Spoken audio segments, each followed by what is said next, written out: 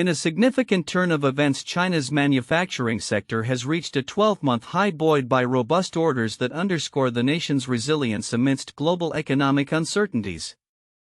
Released data indicates that the Purchasing Managers' Index (PMI), a crucial gauge of manufacturing activity, climbed to 52.5 in March, surpassing expectations and reflecting a marked increase in production and new orders. This resurgence in manufacturing activity is seen as a crucial signal that China's economy is regaining momentum following a challenging period characterized by fluctuating demand and supply chain disruptions.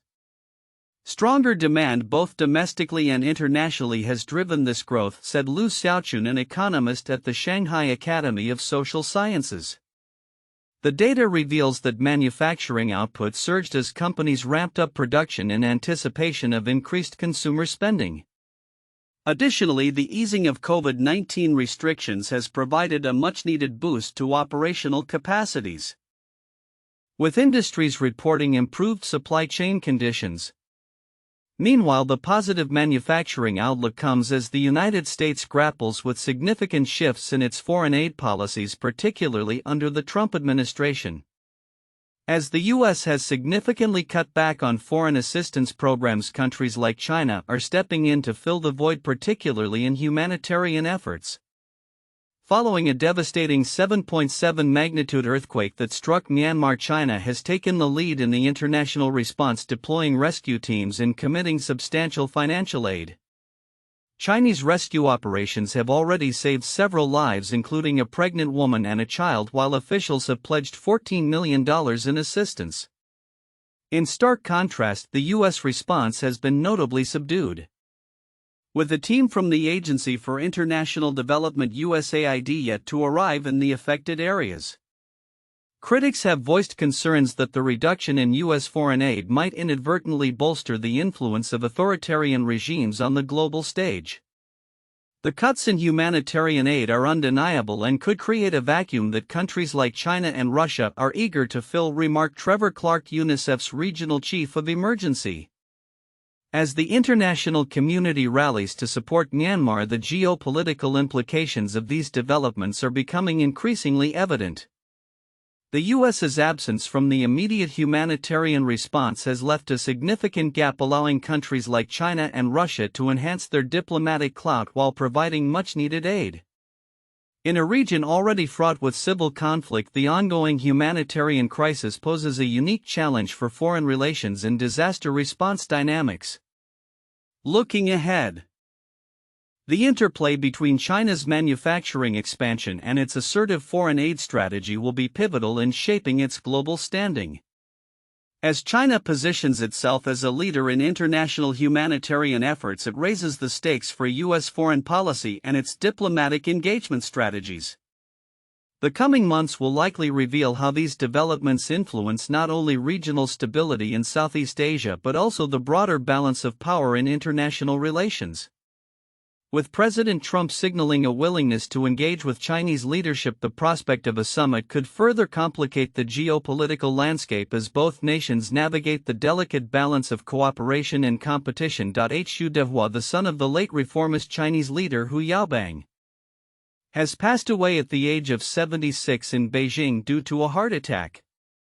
His death marks the end of an era for a figure who was not only a notable businessman but also an outspoken advocate for political reform and press freedom in China, a rarity among the descendants of the Communist Party's elite, often referred to as princelings. Hu Dehua's commitment to liberal values was evident throughout his life, notably during his short tenure as vice director of Yanhuang Chuanxiu, a magazine known for its critical perspective on the Chinese Communist Party's history and calls for reform. His time there, however, was cut short by a management reshuffle that shifted the magazine's editorial stance away from the progressive ideals he championed. This moment highlighted the ongoing tension within China regarding freedom of expression, particularly as Hu Dehua followed in the footsteps of his father, who was ousted from power in 1987 for his liberalizing policies and subsequently became a symbolic figure for the pro-democracy movement following his death in 1989. Hu Yaobang's legacy as a respected leader who advocated for political openness has long been a sensitive topic within Chinese politics. His name remained largely taboo in official discourse for decades, illustrating the lengths to which the Communist Party has gone to suppress dissent and reformist thoughts. The younger, whose insistence on liberal principles stands in stark contrast to the prevailing political climate in China today, where calls for reform are often met with swift and harsh backlash from the authorities. The impact of Hu Dehua's passing extends beyond personal loss. It raises questions about the future of political discourse in China. His death could symbolize a turning point with the fading of reformist voices within the Chinese elite, particularly as the current political environment becomes increasingly rigid.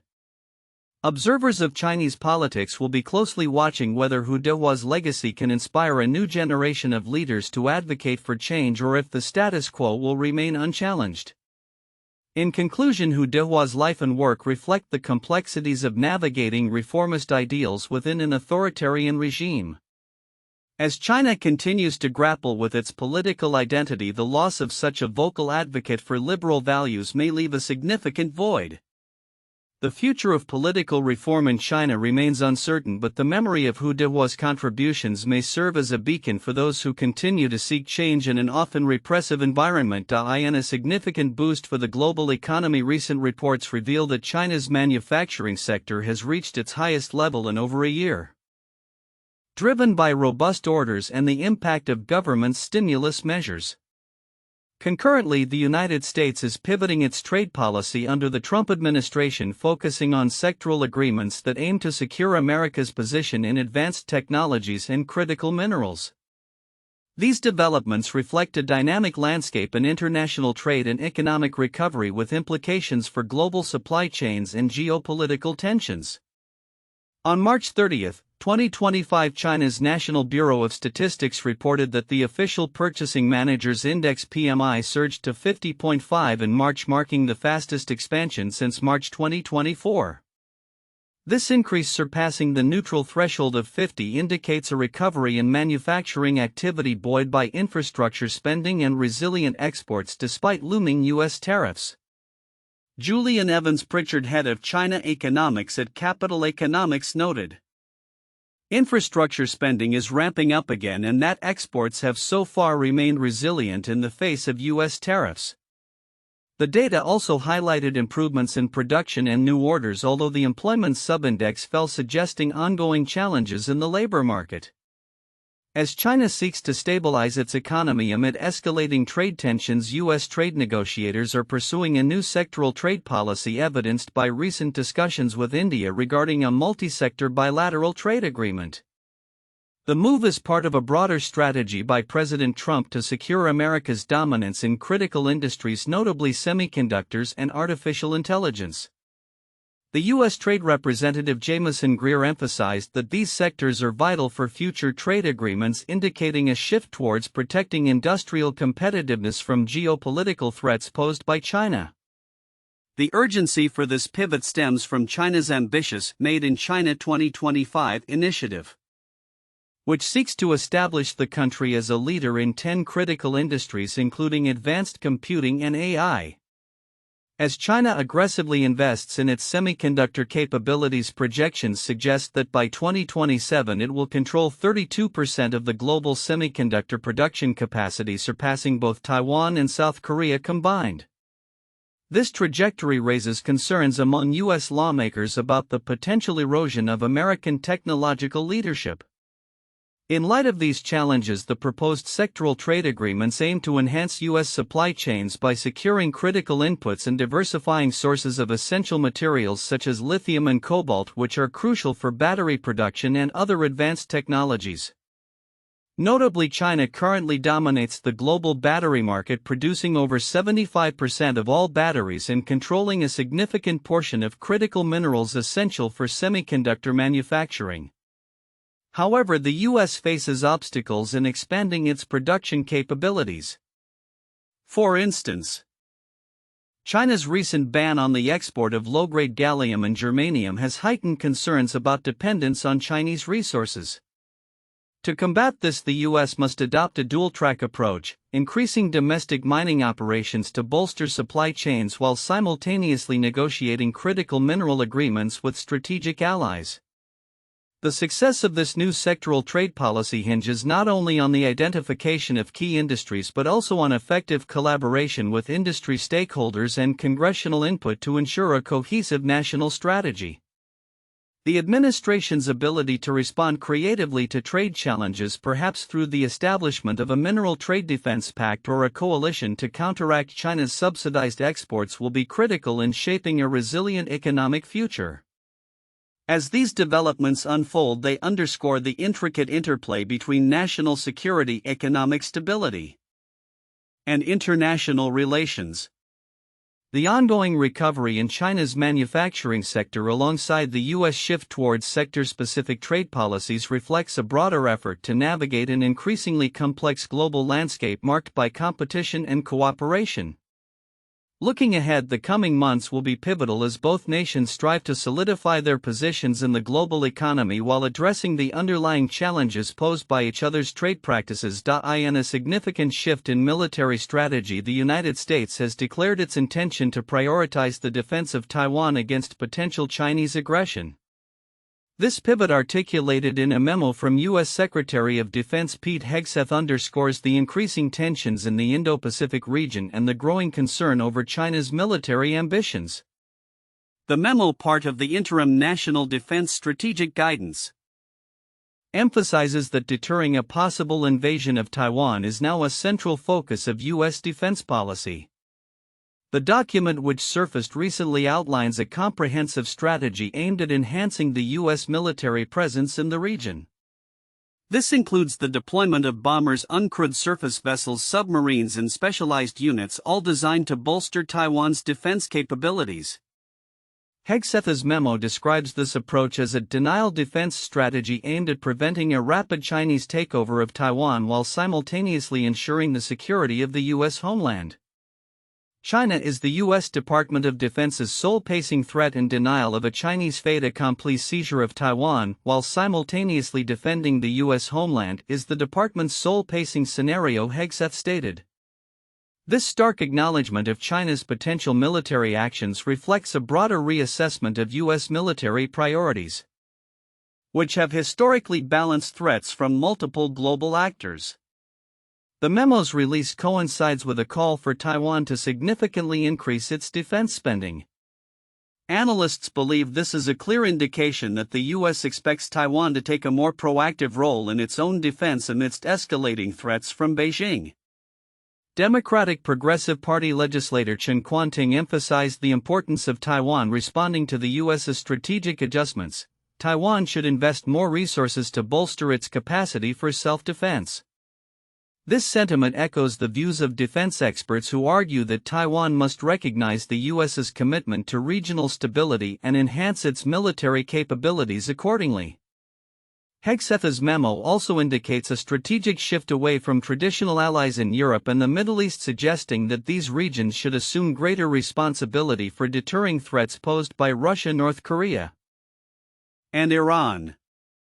This approach, often referred to as a reverse Nixon strategy, prioritizes Asia over Europe, reflecting an urgent need to counter China's rising influence and military capabilities. The implications of this strategy are profound. It signals a willingness on the part of the U.S. to engage more directly in the Indo-Pacific region that has become a focal point for geopolitical competition. The memo aligns closely with earlier reports such as the Heritage Foundation's Project 2025, which has influenced U.S. defense planning significantly. As the U.S. recalibrates its military focus, Taiwan remains on high alert. The island's leadership recognizes that the stakes are high and the need for enhanced defense mechanisms has never been more pressing. "We must adapt to the evolving security landscape," said Su Tsuyun, a research fellow at the Institute for National Defense and Security Research. He noted that the U.S. strategy reflects a growing acknowledgement of China's transformation into a marine power which poses threats to vital shipping routes.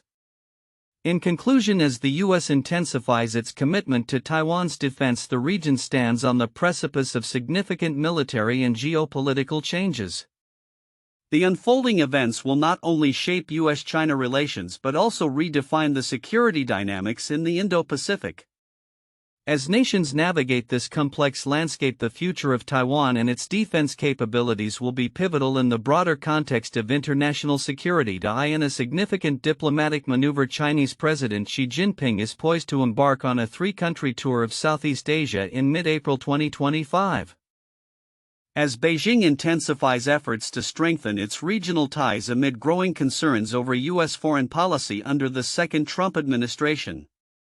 This anticipated visit will see Xi making stops in Malaysia, Vietnam, and Cambodia, marking his first foreign engagements of the year.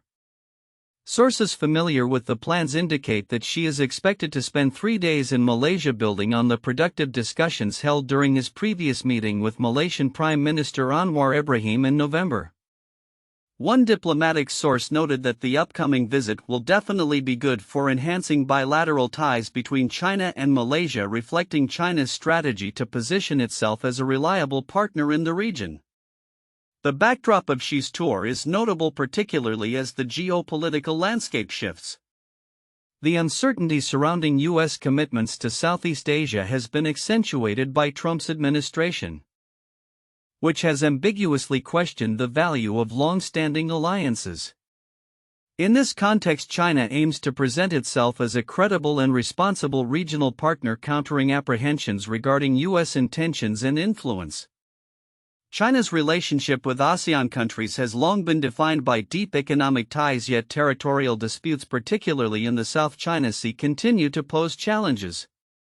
The upcoming diplomatic engagement is a strategic maneuver by Beijing to reaffirm its presence and commitment to regional stability, especially at a time when many Southeast Asian nations are recalibrating their foreign policy orientations in light of shifting global dynamics.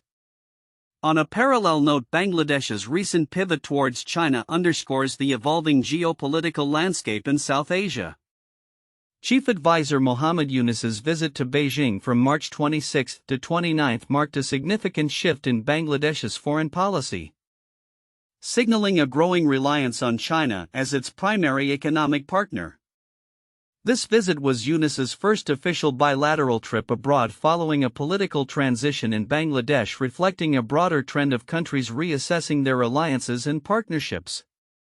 During his discussions with Chinese officials, Yunus sought to solidify bilateral relations by attracting investment and advancing cooperation across various sectors, including infrastructure, health, and manufacturing.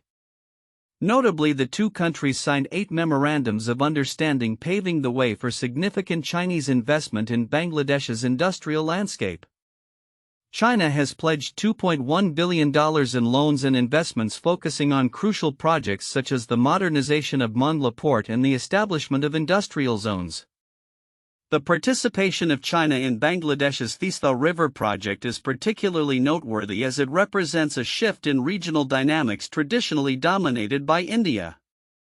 With this move, Bangladesh aims to leverage its relationships with both China and India to secure better infrastructure deals, thereby enhancing its economic growth prospects. As Xi's tour approaches, the implications for regional stability and economic development are profound. By courting its neighbors, China is not only seeking to bolster its influence but also to reshape the narrative surrounding its role in Southeast Asia and South Asia. The developments in both ASEAN and Bangladesh highlight a broader trend of nations navigating complex geopolitical landscapes, balancing their relationships among major powers and responding to the uncertainties posed by shifting alliances. Looking ahead, the outcomes of Xi's tour and Yunus's engagements with China will likely set the tone for future diplomatic relations in the region. As Southeast Asia and South Asia continue to adapt to the pressures of global politics, the influence of China is expected to grow, shaping the economic and strategic landscape for years to come. The interplay of these dynamics will be critical in determining how nations position themselves in the face of evolving global challenges.